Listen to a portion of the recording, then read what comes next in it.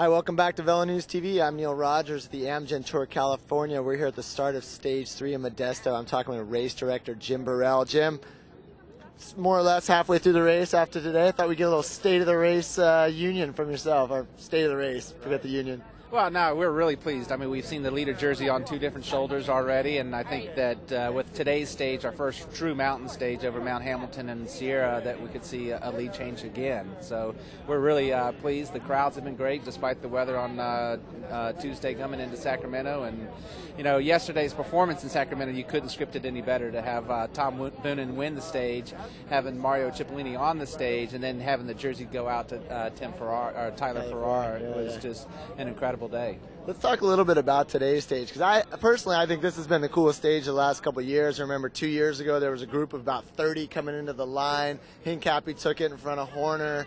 Last year, I think it was Levi, Horner, Jens Voigt with the little bunch kind of chasing in on him, almost got him, you know, like, what, 3-4 seconds at the line.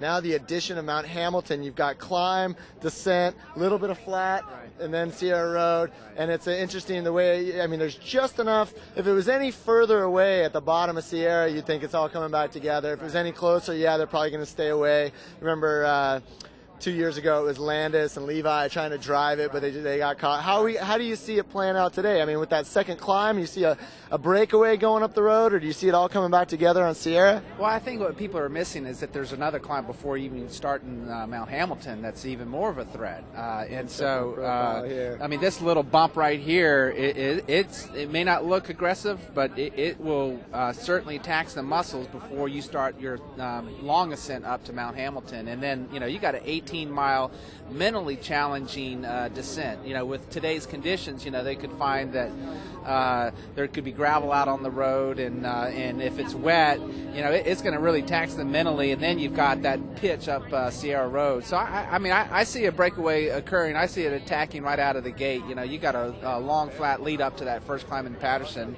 And then I don't see how a break is going to be picked up on that descent off of Mount Hamilton on that final ascent up Sierra Road.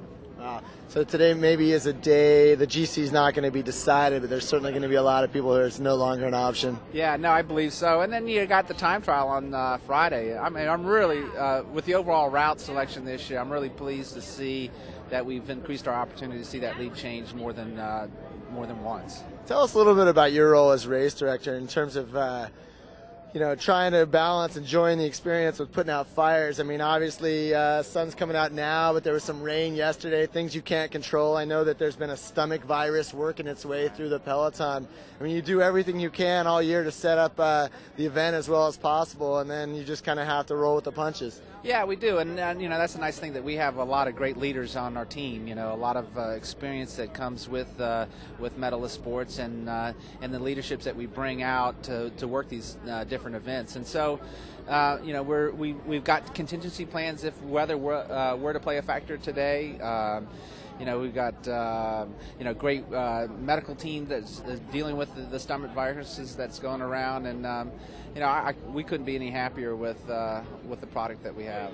You know, one thing that I thought was interesting, Andrew Messick was speaking at the press conference the other day, talking about whether or not this race had ambitions to go to the Pro Tour level, and he said they were very cautious about changing the blend of domestic to international teams, and I think that's really an important point, because this, you know, you look at JJ Hayato, who won the stage 2 days ago. Well, he got his big launch at this race, winning 2 stages for Toyota United the first year, and that was kind of what got him onto CSC.